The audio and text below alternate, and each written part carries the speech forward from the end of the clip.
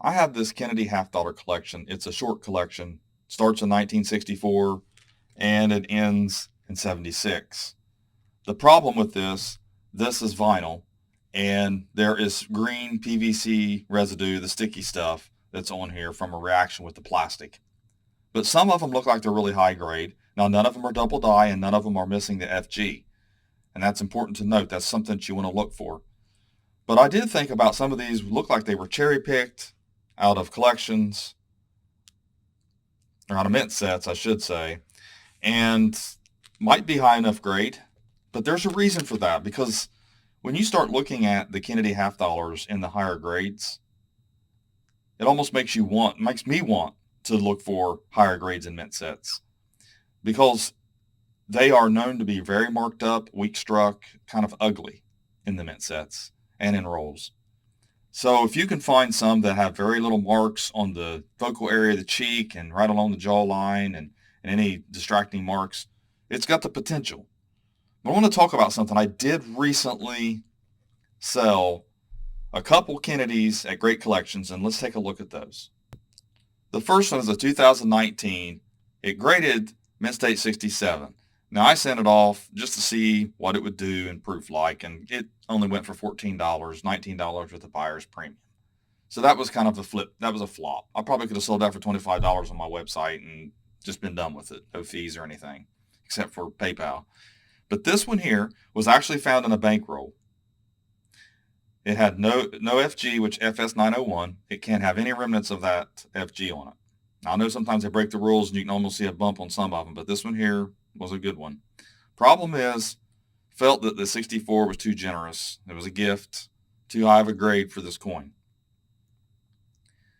So I went ahead and sent it to Great Collections because it was worth, a lot of money. I mean, we're talking, I think, over $2,000 or in the $2,000 range.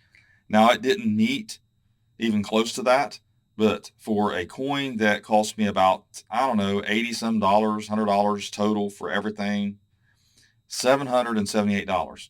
I purchased this coin with a bunch of other coins, and I told the guy, I said, it looks like it's circulated, kind of beat up. I don't know how I missed that. I really don't, because it looked horrible. I mean, it just was not a nice looking coin. So I hope the person that bought this, thought that it was they liked the coin, because that's the important thing. But anyway, it sold for $778, $875.25 with a buyer's premium. So that was a little home run. That's nice. So that's what you want to look for when you're looking through Kennedy Halves is a lot of the missing FGs. The 72D is a really rare one, valuable. And then let's take a look at what else to look for. So my name is Daniel and you're watching Coin Help You, and I am a coin dealer and I see these coin values all the time. Now PCGS is highly inflated, so coins are not going to go for that much. It's best to go for heritage sold auctions, stacked sold auctions, even some of the eBay buy it now auctions from legitimate dealers, and you can see what something's actually selling for and base that on what you want to pay or actually what you want to look for. But PCGS price guide, if you want a modern coin to go for the most value, then you want to have it in a PCGS holder in these registry quality grades. Also, you want to look for the varieties. So I want to talk about that because when I look at coins like this and I know what most Kennedy has look like, it's hard for me not to send them off and just give it a try. Why not? It's my money, right? Who cares? And sometimes I do pretty well. Most of the time I do really well because I'm very conservative. That's the key to this. Be very conservative in your grading. You can't use albums grade through plastic where you can't hold the coin in the light. You want a good light. You want to tilt the coin in all angles and look for any distracting marks or any kind of marks or clean lines. It's very important to do that. So first, I want to say portsmouthcoinshop.com is my website where you can buy coins from us, support the channel. Also, I do have channel membership. I have member videos that I put out. And coinauctionshelp.com/forum is also the Coin Help You community where you can ask questions about coins. So all those links are in the description of this video. I also put it in a pinned comment. So let's get to looking at what to look for in the Kennedy Halves, what dealers will look for, what collectors look for in the Kennedy half dollar series. So here's the price guide. On PCGS, it starts at 71. But if you want to look at 64, you got to scroll down to the silver releases, and it starts at 64. very important thing to note.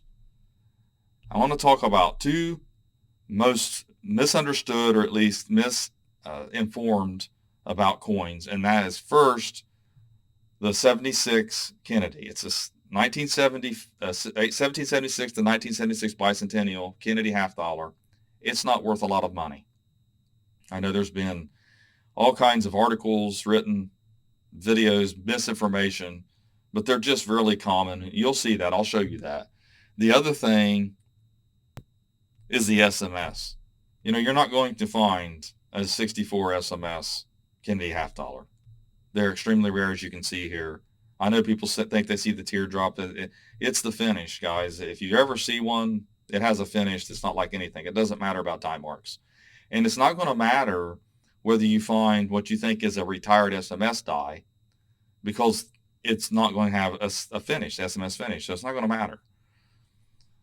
There's no company out there going to say, oh, yeah, that's what it is. If you think it is, you're going to send it off. Nobody's going to be able to tell you that in the images. It's just not going to work.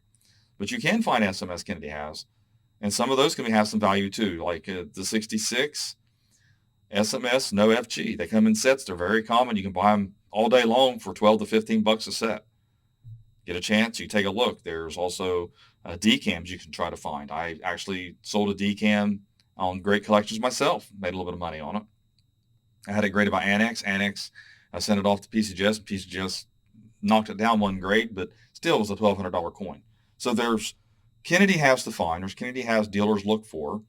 You have to know what that is by using a price guide, error-ref.com for the mint errors. But for the varieties, varietyvista.com is a good place. But over here, it shows you images, because PCGS has been doing this a while, so they'll have images of these coins, and also the population reports and the values in the registry quality sets, as you can see. I mean, if you had a 66 SMS decam and they graded 68, that's $7,000. Now, it's not something you're probably going to find, but you can see the rest of the values. So it'd be worth sending off if you have a cameo anyway, just to see. And maybe it gets a decam.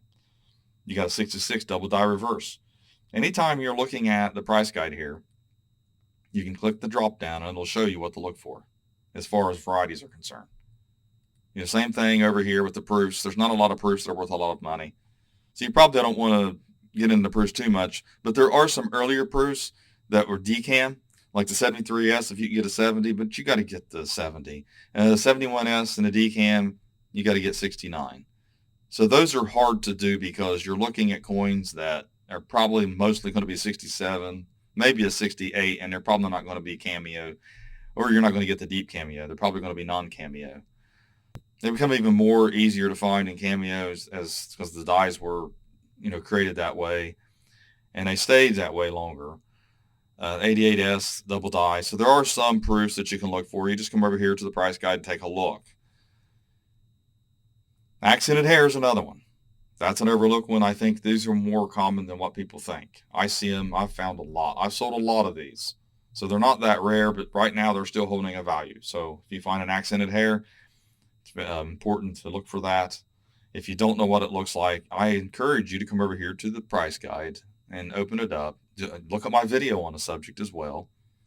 But it will show you exactly. Now the main part is this right here. It will not have the left part of that bottom of the eye. It'll be flat and rounded. That's one place to look, but there's other areas to look. Some people say there's like a W shape, and there's other parts on the reverse too. The main thing is you're looking for that accented hair. It shows you here a little bit of an example as well. It shows you the difference in the accented hair. You see what I'm talking about? There's the bottom of the eye is different over here. It's got that little serif. It doesn't have that over here. So getting back to the price guides, let's take a look at the Kennedy has just the regular issues. A lot of times also people are mistaking these proofs for SMS. They're not. That's just a proof. They're very common, and they are one of the nicest looking proofs there is because they were struck really well. Quality control was there. You don't see a lot of marks on them. So looking at the 64, 64D, yes, you can see the high registry quality grades are worth a lot of money. So if you want to shoot for those, that's fine. But you're probably mostly going to get 65 or less. But if you want to try it, it's your money. You got the 64 double dies. I found a lot of those. Quadruple double die reverse. Then you got the D over D. Those are all worth looking for. I mean, you can find yourself, they're larger coin. It's easier to see with a magnifying glass. But I found plenty of RPMs. It's a chance to find an RPM and a double die. But you also have in the 65, the silver 40%. You have some double dies too as well, and higher grades. These are very difficult to find in high grades. They were intended for circulation, so they were mishandled in bags. Now, one thing about the 70D and the 70S, they're only in proof sets and mint sets. So these you have to find in mint sets. But there are people who've cut them out, but you're not going to find these in circulation. So they're going to be a lot of money if you can find that plus. I mean, look at the 67 plus. That's a lot of money. So you're probably not going to find that. Very difficult. So here are the clad bicentennial that I was talking about. And we're going to take a look at one of these. There's not really anything in the way of varieties. I see people posting, is this a double die? There's no double dies, at least major double dies that PCGS recognizes. But this is what the 76 looks like. You see the dual date. That's normal. This one is a Philadelphia mint, so there's not a mint mark on it. That's normal. And if you scroll down and you look at the values, even in 60, we're talking just a couple dollars and it's circulated. It's really just not worth, a lot of money. Now, if you find one that's really in nice condition and you think it's going to grade high, you can send it off and try. But you're probably more likely going to put more money in it than it's worth. It's probably going to grade 63, 64, and it's not going to be worth the grading fees, plus your shipping and your membership and all that. So when you think about sending something off for grading, always consult the price guides. See what they're worth in each grade. Most coins that you're going to find are going to be 63 or less, especially coins that were for circulation. Very rarely you're going to find 64, 65, and 66. You can, but it's very difficult. Here's the proof version. You can see how much is worth in 69, but man, you're just not going to find it. These coins were not meant for the registry grade. That's why they're so rare. But then, after looking at the silver clad and the 90% here, we go all the way up to 71, and you can look at different like repunch mint marks and double dies. You can see the different grades they're worth money in. The plus grades are there. I mean, if you can get a plus grade, you never know if you're going to get one. But there's the FG that I found, and that was, like I said, it was in a bankroll. 74D double die reverse. It's another thing. But just remember to click the X or the plus sign here and look at what to look for. And look at the grade that they actually increase in value enough to where it's worth it. If it's not going to grade at least 66, it's not going to be worth it. So let's say you're looking through mint sets, you're looking through rolls, and you pick out at least 100, and you're going to need 100 of these Kennedy halves for a bulk submission. And if you send them off bulk submission and you can at least get 66, but the problem with the bulk submission, you want at least 60% of them have to be the lowest grade that you put on it. So what you want to do is probably shoot for 63, 64. They have to at least grade that, and the rest of them are rejected. But then again, you're talking about cost here. It's probably going to cost you $12, $13, up to $15 a coin. I'm not sure. Like I said, I haven't done a bulk submission on modern coins myself. I know people who do it. They do it all the time. They spend tens of thousands of dollars at PCGS, but they actually eventually get the grades, make the money. They'll sell off in bulk and wholesale the coins that don't make the grade, and the ones that do make the grade, that's where they make their money, and they send them to auction or the people that are actually looking for registry quality grades, their clients. So that's what you have to do. If you want to play the game, I mean, mint sets are probably the best place to find these, but I'm telling you, man, some of these mint sets are just so ugly until you get up into the 80s and 90s. The higher grades are easier to find as you get into the dates where they're nicer looking coins. It makes it easier to find the higher grades. But also the values go down because of that, as you can see. But still yet, if you're only putting $15 in and you get a few of the higher grades or at least a couple, it should pay for the submission. But like I said, it's a game that most people, don't play because you can't afford it. Even some dealers don't, but there are some dealers who do. There's just not a lot in the way of rarities. A lot of it's label buying now up to 2024. But if you go through the 2024s, you might be the first to get a higher grade. That's where the you'll be able to sell it. Now, it's obviously going to go down when more come out, but that's always a chance there. That's pretty much what dealers are looking for. It needs to be graded already if it's going to be a variety. If you're looking for a no FG, then you most certainly want no bumps at all on that coin, and you're going to have to send it off to actually get that designation. So hopefully that helps you get an idea of what to look for when it comes to Kennedy halves. There are some to find out there that are worth some money. Like I said, my best bet was finding no FGs, looking for those, and then the 64 RPMs, and then the 64 double dies. It just seemed like it was easier to find. Now, don't get me wrong. In the 40% clad, there are a lot of double dies as well you can find. There's over on varietyvista.com, there are some double dies that you might want to look for. A lot of them aren't worth a lot of money, but it's fun to find a double die. It's exciting. And you can post it over in our help community and you can ask about it. We'll be glad to try to help you identify it. I don't do it personally, but the other guys, they love doing that. Me, I just don't have time to research for everybody. But anyways, thanks for watching my latest video. Please like, share, and comment, and have a great day.